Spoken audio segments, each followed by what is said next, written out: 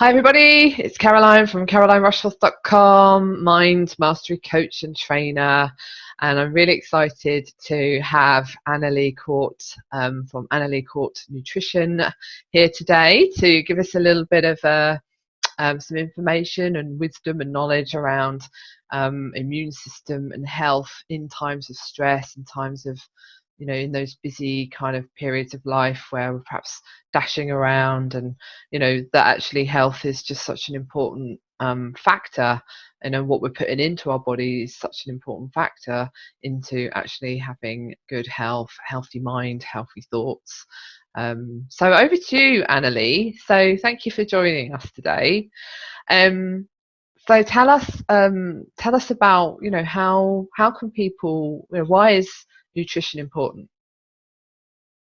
Okay, so nutrition is important for your immune system because there are certain vitamins and minerals and other things which will help to support it, keep it strong, which is going to help us at a time when our bodies are maybe under attack from certain, viruses, bacteria, things like that.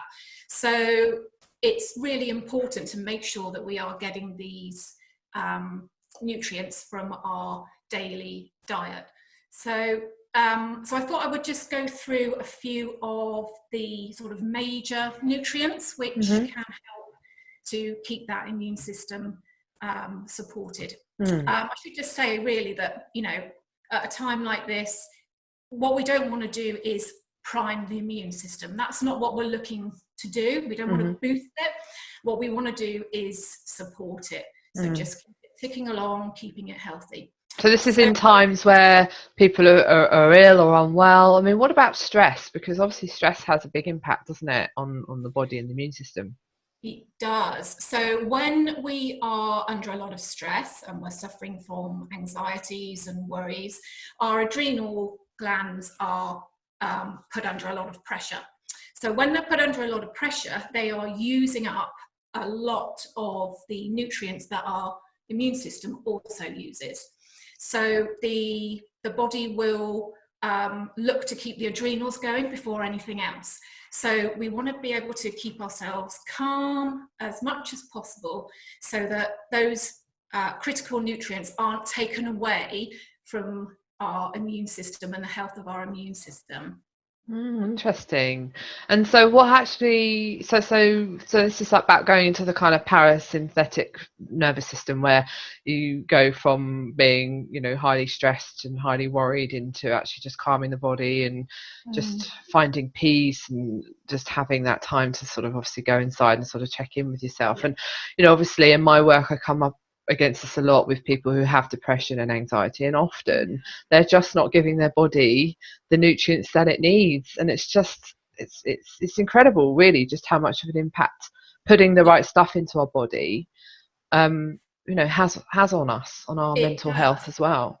Yeah, it does. So it's like a two-pronged way of looking at it really. So we have to look at our lifestyle and look at ways to decrease that stress.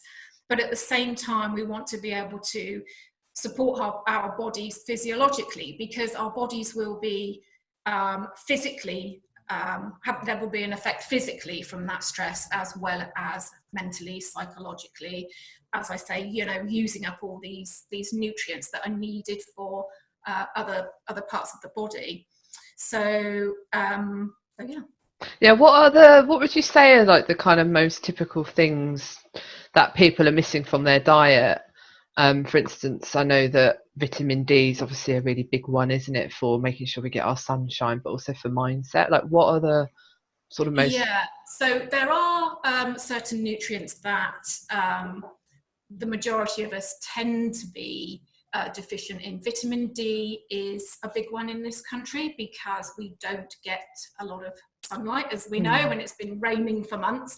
So where you see that pattern of things like, like there's lots of flu, which tends to happen, and colds around February and March, it tends to coincide with that time when our vitamin D levels are at their lowest, because it's been a long time since August and the lovely sunshine from the summer. So vitamin D is really important. It's used in every cell in the body. It's used in the digestive system, immune system. So we want to make sure that, we're doing what we can to get that vitamin D. So we all know that we get it from sunshine. So make use of your, time out in the sunshine every day. Get out there, get your sunshine. It's very important. To get it from your diet it's relatively limited, but there are certain foods which are good for that. So sardines, salmon, mackerels, those types of oily fish are really good. Eggs are useful. If you've got cod liver oil, then now is the time to get out of the cupboard and start taking it, a tablespoon a day. So you can see that, vitamin D is quite limited food-wise, so definitely get out in the sun. Oh, that's really helpful. And obviously getting out in the sun as well, not only is it helpful for getting the vitamin D, but also to exercise the body and move the body as well. Exactly. So exercise, as we all know, is really good for, peace of mind, well-being, getting outside in the fresh air.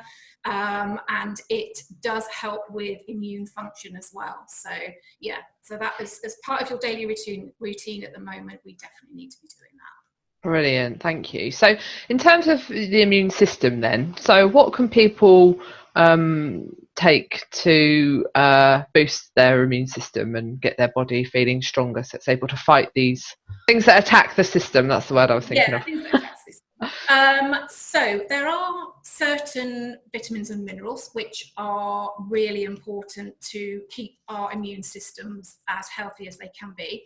So let's start with zinc. So zinc is really important. So I'm going to give you like a little list of the vitamins and minerals, and then I'm going to give you some food sources for each one as well. So zinc, seafood. We don't tend to eat enough seafood. So, all the fish, oysters, but who eats them, to be fair? Yeah. Your seafood, if you can, 3 or 4 times a week. Things like pumpkin seeds are very good. Ginger, nuts like pecans, Brazils, oats. So, have some porridge in the morning. Almonds, buckwheat is good, and parsley.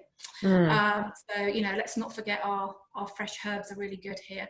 So zinc is really important. Just getting back to your question on deficiency, zinc tends to be one of those minerals which we tend to be deficient in. So it's really important to get these fresh foods into us at the moment. Oh, wow. Yeah. So going over to vitamins, vitamin A, very, very important for the immune system. Now, the best source of vitamin A is liver. Now, I understand that a lot of people don't like liver, but it is by far the best source, other than meat in general, but not to the same extent. Then we're looking to our veg. So we're looking at carrots, kale, sweet potato, parsley again, spinach, broccoli, all those sort of green leafy veg. Now, the form that it comes in is, so you've got your carotenes. It's not as active, so it needs to be changed in the body. So that is why liver is sort of a better source, because it comes as vitamin A. It doesn't have to be changed into something. But you still need to eat all of those lovely veg to get your body to make the vitamin A. So, and obviously there are a lot of vegetarians and vegans now, aren't there? And unfortunately can be, because they're not eating meat. What kind of advice would you give to vegetarians and vegans that would be watching this to boost their vitamins? So it's really important for vegetarians and vegans to actually eat vegetables and fruit. So steer away from all the processed vegan and vegetarian foods that you get. You know, I understand that they can be really useful, but keep them to a minimum and base your meals around fresh veg, you know, rather than going for your sort of like corn alternatives and processed stuff. So that's Yeah. really important, because that's really the only way that you're going to be able to get enough of these vitamins is to eat veg. So steer away from sort of pasta meals, you know, white rice, that kind of thing, and, you know, get back to using things like chickpeas and lentils. So a lot of processed food out there, isn't there? That's, I mean, which you know, I'm a great believer in everything in moderation, but if you're going to be vegetarian and vegan, get the veg. You know, that's why it's vegetarian, and get the vegetables in, because they're going to be serving your mind health and your body health. Yes. Yeah, exactly. So, you know, it's just really important to keep all of that processed food down. So it does have, you know, it does have its good points, but really keep it to a minimum. Yeah. And I think that like kind of sort of leads into what we were talking about, stress. I mean, there's a lot of people who work long hours doing the crazy commute to London and are just literally living on a lot of processed food. What would you say to those people that are perhaps having to dart in and out of meetings and, you know, don't have time to prepare food? Well, you know, if you're having to buy processed foods and, you know, buying stuff from supermarkets like that, see what you can do to improve it in some way. So if you have bought a ready meal and that's all you can do and you're so tired you just want to put something in the oven, that's fine, but think about maybe adding some nice green leafy veg or some carrots or something with it, which, you know, for the time it's in the oven, you can get something peeled and into a pan quite quickly. So, you know, you can also think about what you're eating as a snack. So snacks, we tend to go for those sort of sugary, carby treats, which aren't necessarily going to give us the nutrition that we need right now. So, you know, buy a big bag of Brazil nuts, cashew nuts, walnuts, that kind of thing, and have those. So if you've got them in your bag, you're less likely to reach for a chocolate bar or a packet of crisps, which, if you think about it, is going to, you know, it's not going to give you that nutrition hit that you need to sort of like boost everything at the moment. And it doesn't need to be difficult, just nuts and seeds, you know, an apple. Something.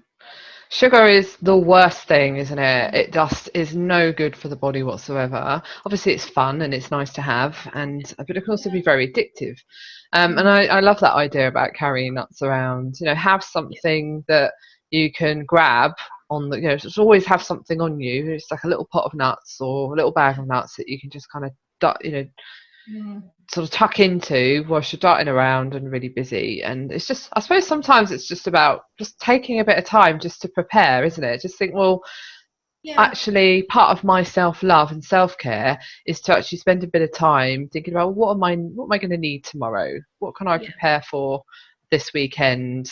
You know, could it be that, I don't know, you fill 12 pots of nuts up, or you have 12 bags of nuts and you've got a bag a day or something like that? I don't know, but just, you know, allowing that time to prepare and think about, well, you know, what lovely thing can I do for my body, so that I can keep going and have lots of energy.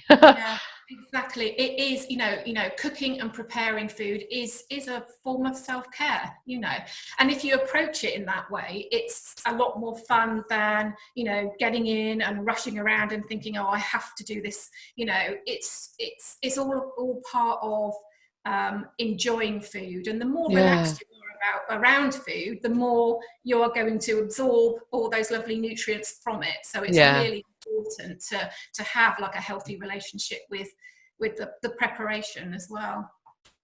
I think that's really great advice. Okay, anything else on the immune system? A couple more vitamins which are really useful. So we have vitamin C.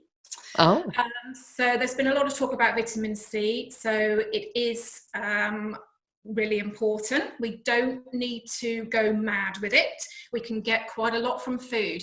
So the best places are kiwi. So if you can get hold of some kiwi, a kiwi every day, have that on your breakfast. If you're having, porridge or overnight oats or some granola or something, a kiwi will help to boost your vitamin C. Red peppers are really good. Again, your green leafy veg, kale, broccoli, watercress on your salad. These are all ways to keep that boosted. So that was my second last. And then my last vitamin that I wanted to tell you about is vitamin E. So vitamin E, the best sources are sunflower seeds. So again, having that little pot of nuts and seeds, it's just that way of just increasing everything, just to keep things optimized. Nuts as well, almonds are really good for vitamin E, spinach again, tomatoes. So you can sort of see there's like a trait of what we should be eating. It's lovely fresh veg, lots of green leafy veg, nuts and seeds. So this is all going to support that immune system when we need it. That's fantastic advice. Yeah, and I think sometimes it is about changing a habit. Eating habits are just one of those things that we do very subconsciously, and we're not really aware of what we're putting into our body. And it's just so important to take a step back and think, right, okay, how is my body feeling? What does it need? How are my emotions? And I would say that a lot of the time, when people do have that sort of perpetuating negative thoughts and feelings, can be simply down to not having enough B vits. It can be simply down to not having enough vitamin D. And I know that because that was something that I suffered. I had depression sort of in my early 20s, and one of the first things that my naturopath looked at was my diet, which was terrible. And over the years I had to incorporate new habits and remember to take certain supplements, and it made such a difference. It's just unbelievable just what a good diet, how much of an impact a good diet makes on our mindset and health and immune system. And don't shove yourself to the side. That's right. Put We yourself first, really, and put your family first, because if you are eating in a good way, it's going to have a knock-on effect, because if you're feeding the whole family, they have to eat what you're eating. So it's a good idea to do it like that. Yeah, fantastic. And like you say, it is just adding maybe a handful of, even if it's just a handful of organic salad, or steaming some veg and adding that to the microwave meal or whatever. It's all going to help, isn't it? Yeah, exactly. Great. So it's good to think about protein as well, and good fats. We don't want to forget about those in all of this. So make sure that every time you're eating, you're thinking about where your protein is coming from. So that's things like chicken, salmon, eggs. So if you're vegan, we're thinking lentils, chickpeas, tofu, and good fats. Good fats are really important to get the fat soluble vitamins actually into the system, into the cells where we want them. So if you've got coconut oil at home, let's get using that. Your olive oil, avocado oil, things like this, and all the lovely essential fats from salmon and other oily fish. So really think about where we're getting those types of things as well. It's not just about the veg. Veg is very important, but we're sort of looking at a more sort of like rounded approach to our meals, really. Yeah, fantastic. And the other thing I really love about all those types of food is that they slow the blood sugar down, don't they? So we're not getting, all of those foods are really good to keep the blood sugar going and keep the energy up. We don't get those horrible spikes of up and down. And oat cakes, another one of my favorites, sort of when I'm on the go for a little snack, a bit of hummus. So keeping our sugar to a minimum can really help with our stress levels, because when your blood sugars are spiking, it can cause a lot of stress. physiological stress, so we want to keep that down. So stress will impact on our blood sugars, and our blood sugars will impact on our stress. So the more that we can keep these, our meals balanced, plenty of protein, good fats, get the lovely veg in there, keep off the refined carbohydrates, keep that white rice down, keep the pasta down, it creates a balance in the body, which just makes you feel a lot calmer. Yeah, because carbs, the way they convert in the system can make you tired, can't they? Yeah. So if we take something like white rice, so white rice has basically been stripped of the fibre and vitamins and minerals like B vitamins and magnesium, which are important to convert that carbohydrate into energy and get it into the cells. So we're more likely to put on weight when we eat things like white rice, and we're missing all of those vitamins and minerals that are essential. Yeah. So you could make that really simple swap over to brown rice. You've got those things there. It goes into the bloodstream a lot more slowly. You don't get the blood sugar hikes, which can cause stress, anxiety, and can cause us to put on weight. So that's an easy swap. Instead of having a jacket potato, have a sweet potato. These easy things that we can move over to, but it's not. It's not going to be a massive change that we can't keep up. Yeah, exactly. And I'm also a big fan of, be moderately self-caring during the week, or highly self-caring during the week, and at the weekend, you fancy a bit of white rice or a pizza or whatever, it's okay to have little treats and moments like that, isn't it? But it's just about what we're doing when when we're like in concentration and our energy is needed for our work, or we're having to get up really early in the morning. We need to make sure that the foods we're putting in our body are going to keep us going, don't we? Yeah, exactly. So, actually, could you share a bit about breakfasts? Because so many wrong breakfasts out there that people are trying to start their day on, aren't there? And that is going to have an impact on energy throughout the day. So could you tell us a bit about the breakfasts and what's good and what isn't? Yeah, so when my clients come to see me, a lot of the time they're sort of eating cereals.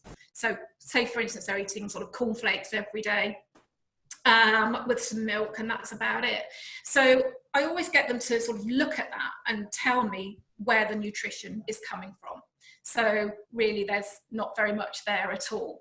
So when we're looking at breakfast, we want something which is going to give us a bit of an energy boost, but in a sustained and slow way. So, instead of having those sort of sugary cereals, what we want to be looking at is more fiber, more vitamins and minerals. So things like porridge are really good. Oats are, a good source of fiber, good source of protein. So a good porridge, but we need to think about where, again, we're getting that protein and where we're getting the good fats to get our body going. So you could add some chopped nuts and seeds to that. You can add some berries, which are a really good fruit. They don't tend to spike those blood sugars. So, raspberries, blueberries, that kind of thing. It's just sort of adding things to your meal which are going to give you that extra nutrition. So oats are really good. Chia seeds. So I tend to give clients recipes for chia seed pudding. Seeds are really good for micro nutrients. Again, your omega-3, things like that. And eggs, again, very good for breakfast. So poached eggs with some spinach or some asparagus. So you could do boiled eggs with asparagus soldiers. Smoothies are also very good. So green smoothies. You have to be a little bit careful with smoothies to make sure that you've got a decent amount of protein in there. You're getting everything in it. Um, And if you're feeling really exciting, you could always add some salmon to the eggs, couldn't you? Some yeah, fish, if you feel yeah, fishy in the exactly. morning.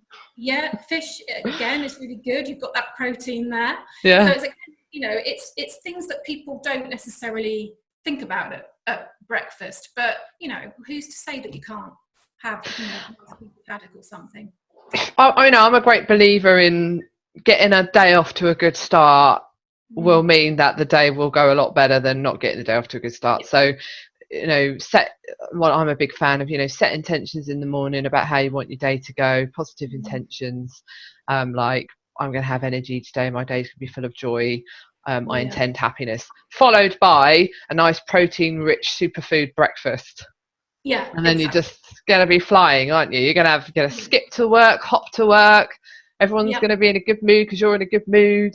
You know, maybe you get that report written on time because your brain's actually functioning properly.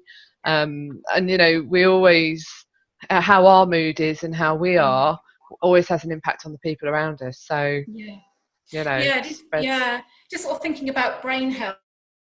I think, you know, this is one of um, the benefits of having fats in our diet. So we tend to be a little bit fat phobic Mm, because we've been told that it's bad for us, but actually we need it. So mm, our brain is mostly made up of fat, so we have to feed it. So we need to get those good fats in there. Coconut oil is really good for its medium chain triglycerides, which is really good for brain health. And again, you know, your omega-3s, your oily fish, your nuts and seeds. So if you're feeding your brain, it's going to be more likely to tell you what, you know, give you more of an idea of what to eat. So your brain will tell you what to eat. So if it's not got enough energy, it's going to tell you to eat the wrong things. It might tell you mm, to eat carbohydrates instead of those lovely proteins and good fats. yeah. So yeah, so you know, don't forget your fats. You know, Don't forget your fats. So just to go really. over that, best fats are. Well, all fat is good. No Okay, fat. you heard it Well, here first. yeah, let's start again. So not yeah, all fats are good. Hydrogenated fats we don't want. Okay. So there you tend to find those in processed foods. So if you're not eating processed food, you're okay. We do need a little bit of saturated fat. So your coconut oil is really good. A little bit of butter is absolutely fine. And definitely use butter over margarines. We don't want to be using those. Olive oil, avocado oil, the oils that you find in fish, those are the type of things. So, you know, your omega-3s. Yeah, and Um, avocados themselves, I just love yeah, those for just yeah, filling me up, or when I just know that I've got to get through the. Especially, I think like when we wake up tired, you know, we always have that. We all have those days when we wake up a bit fatigued, don't we, and tired, and mm, instantly you want to kind of go for the sugar or go for the kind of high energy foods, and it's yeah, like, oh no, I should really have something that's good fats or yeah. something that's going to go through my system a lot more slowly rather than sort of Mhm. diving for the sugar.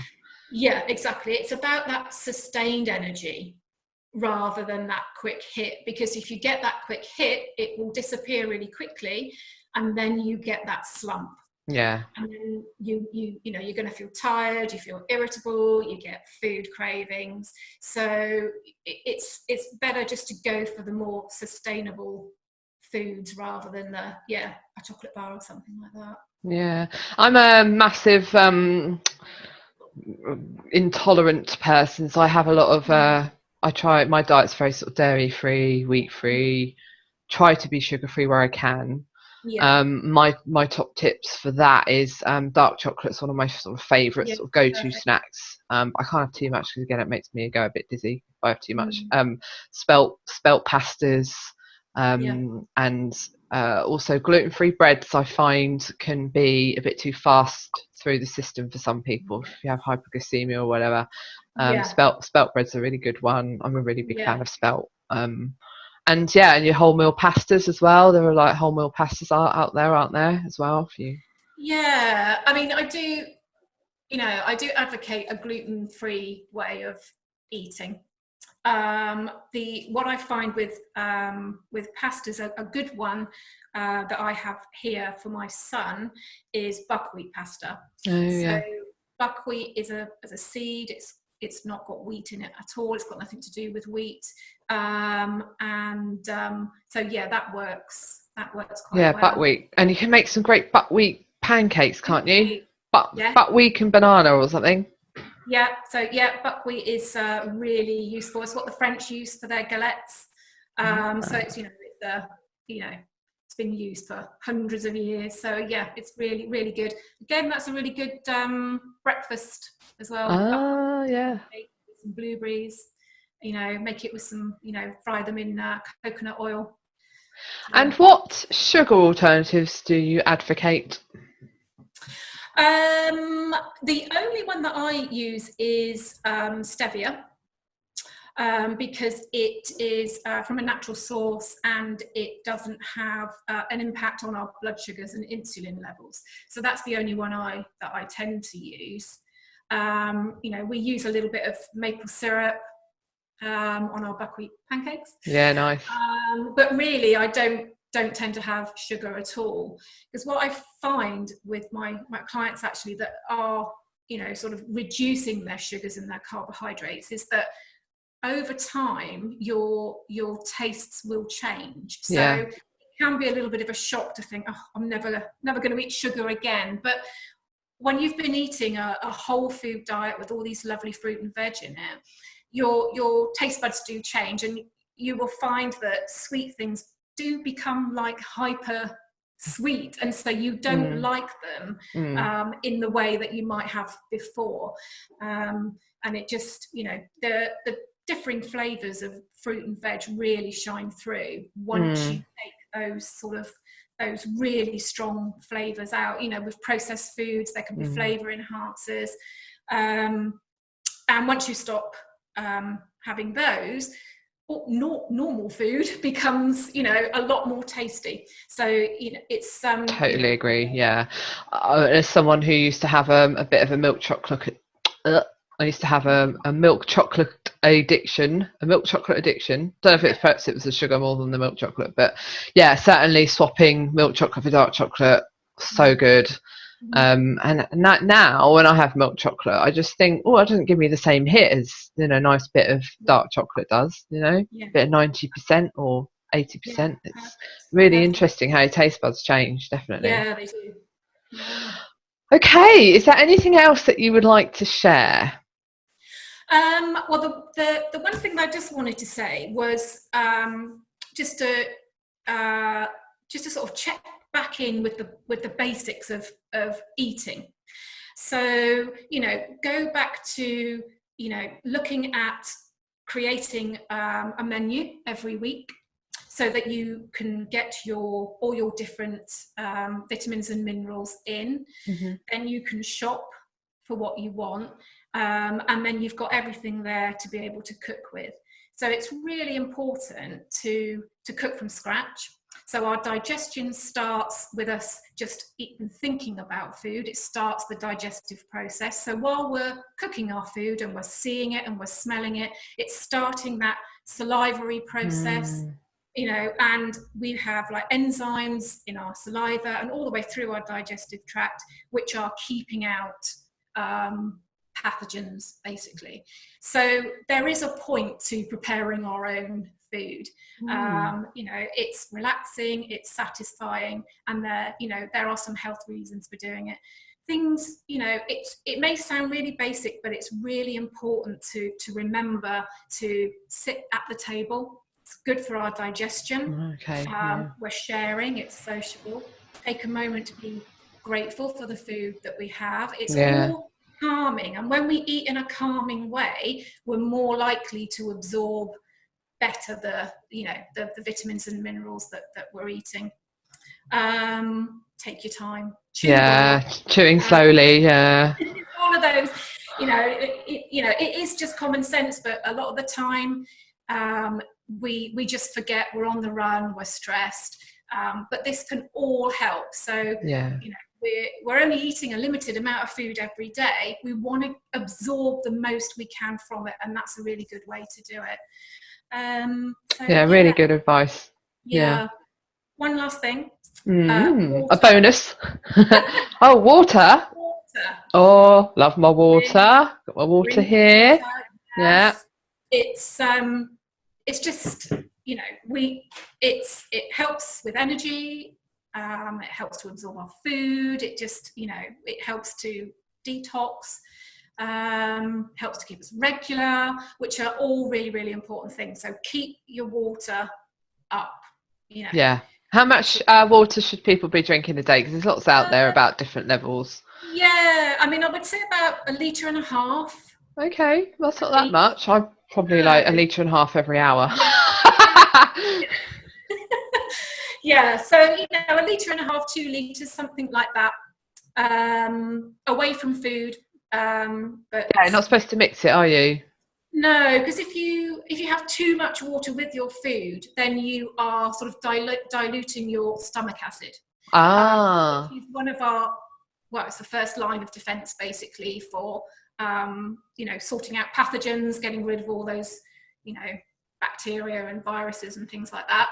So so we don't want to dilute that. We want to keep that nice and high so that it's breaking down our food, absorbing our own nutrients. So yeah, so don't drink lots of fluid when you are eating. Have it. What about before you eat? Because I've heard that when you drink water, because sometimes obviously we can confuse hunger with thirst. What's your advice around that? If you are drinking away from food, then when you do feel hungry, you will know that it is a food hunger, not a hydration thing.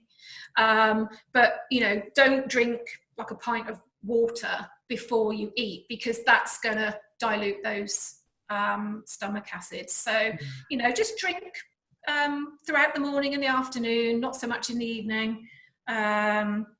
You don't want to be up in the night. No. But yeah, so just, you know, a little bit with your food is fine. But yeah. Yeah. Oh, great. Oh, thank you so much for all that wisdom and knowledge. And what a great time to be sharing that with everything that's happening. But yeah, hopefully this video is going to be something useful for people to watch whatever time of year we're in. Yeah. And you know, maybe we should do one in the winter to because we're coming into spring here in the UK, but perhaps because the winter sort of we desire different things and have different needs in the winter, don't we? But maybe that's another video. Yes, that would be good. Awesome. Well, thank you so much for your time. Where can people find out about you? They can find me on Facebook. So my Facebook page is Annali Court Nutrition. Great. I've got a Facebook group which is for women 35 plus. So we talk about weight loss tips, menopause, hormones, that kind of thing. So that group is called Your Nutrition Matters. And then I have a website which is annalicourtnutrition.co.uk. So there's lots of recipes on there which will have all of these lovely ingredients. So I'm always adding new ones. So yeah, take a look if you need some inspiration. Wonderful, and I'll put all the links as well below so people can have them. Thank you so much for your time today, and some really great stuff there. I feel like I've learnt loads. So thanks for listening, and if you like this video, please do subscribe or share, because obviously it helps many others, and obviously helps for the channel to grow. And hope to see you again. Perhaps we'll do a winter one. Yeah, definitely. All right, take care. Bye. Bye.